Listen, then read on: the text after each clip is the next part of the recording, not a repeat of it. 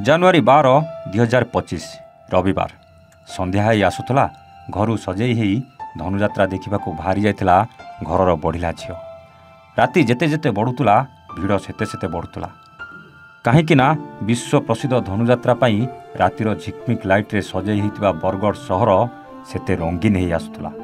ପିଲାଠୁ ବୁଢ଼ା, ଯୁବକଠୁ ଯୁବତୀ ସାରା ଓଡ଼ିଶାରୁ ଧାଇଁ ଯାଇଥିଲେ ଧନୁଯାତ୍ରାର ସେ ମଜା ନେବାକୁ। ଠିକ୍ ସେଦିନ ବି କେତେ ଖୁସିରେ ଯାଇଥିଲା ବିଶ୍ୱ ପ୍ରସିଦ୍ଧ ସବୁଠୁ ବଡ଼ ରଙ୍ଗମଞ୍ଚରେ କଂସ ଦରବାରରେ କଂସକ ଅଭିନୟ ଦେଖିଥାନ୍ତା।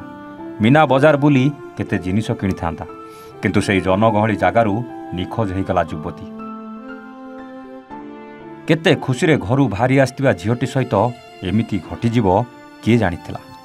ପରିବାର ଲୋକଠୁ ଆରମ୍ଭ କରି ଆତ୍ମୀୟ ସ୍ୱଜନ ଅନେକ ଖୋଜାଖୋଜି କଲେ, ହେଲେ କେଉଁଠି ବି ପାଇଲେନି।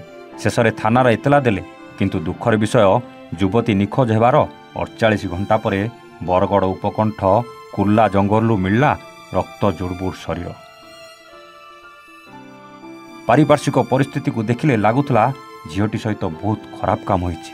ତାକୁ ଢେର ଟର୍ଚର କରାଯାଇଛି, ତା ସହିତ ଜୋର ଜବରଦସ୍ତ କରି ଦୁଷ୍କର୍ମ କରାଯାଇଛି। କିନ୍ତୁ ଦୁଃଖର ବିଷୟ, ଏପର୍ଯ୍ୟନ୍ତ ପୋଲିସର ହାତ ଖାଲି ଅଛି।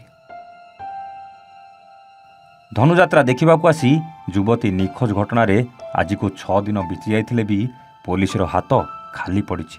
ହଁ ଦର୍ଶକ ବନ୍ଧୁ, ଏପଟେ ଚାଲିଥିଲା କଂସକ ଦରବାର, ଆଉ ସେପଟେ ଅନ୍ଧାର ରାତିରେ ଚାଲିଥିଲା ନର ରାକ୍ଷାସୀଙ୍କ ଯୁବତୀଙ୍କ ପ୍ରତି ଅତ୍ୟାଚାର, ଯାହାକୁ ନେଇ ଏବେ ସାରା ରାଜ୍ୟରେ ଚାଞ୍ଚଲ୍ୟ ଖେଳିଯାଇଛି। ଏନେଇ ପୀଡ଼ିତାଙ୍କ ପରିବାର ଲୋକେ ମଧ୍ୟ ପୋଲିସରେ ଏତଲା ଦେଇଛନ୍ତି। କିନ୍ତୁ ଏପର୍ଯ୍ୟନ୍ତ ପୋଲିସର ହାତ ଖାଲି ରହିଥିବା ସହିତ ଅଭିଯୁକ୍ତଙ୍କୁ ଗିରଫ କରିବାରେ କୌଣସି ଟିକେ ବି ସଫଳତା ପାଉନାହିଁ ପୋଲିସ। ଅନ୍ୟପକ୍ଷରେ ଏଭଳି ଏକ ସମ୍ବେଦନଶୀଳ ଘଟଣାକୁ ଖୋଦ୍ ପ୍ରଶାସନ ଚପାଇ ଦେବାକୁ ଉଦ୍ୟମ ହେଉଥିବା ଅଭିଯୋଗ ହୋଇଛି। ଏହାକୁ ନେଇ ଜନ ଅସନ୍ତୋଷ ବଢ଼ିବାରେ ଲାଗିଛି ଓ ବରଗଡ଼ ଜିଲ୍ଲାରେ ଆଇନ ଶୃଙ୍ଖଳା ପରିସ୍ଥିତି ସୃଷ୍ଟି ହେବାର ସମ୍ଭାବନା ଖୋଦ୍ ପୋଲିସ କରୁଛି ବୋଲି ବରଗଡ଼ ଭୀମ ଆର୍ମିର ସଦସ୍ୟମାନେ ବରଗଡ଼ ଏସ୍ପିଙ୍କ ପାଖରେ ଫେରାଦ ହେବା ସହିତ ନିଜର ପ୍ରତିକ୍ରିୟା ରଖିଛନ୍ତି। ଗୁରୁବାର ସକାଳ 8ଟାରୁ ଅପରାହ୍ନ 2ଟା ପର୍ଯ୍ୟନ୍ତ ବରଗଡ଼ ଭଟିଲ ରାସ୍ତାକୁ ଲୋକେ ସ୍ଥାନୀୟ ବରଡୋଲ ଛକରେ ଅବରୋଧ କରିଥିଲେ।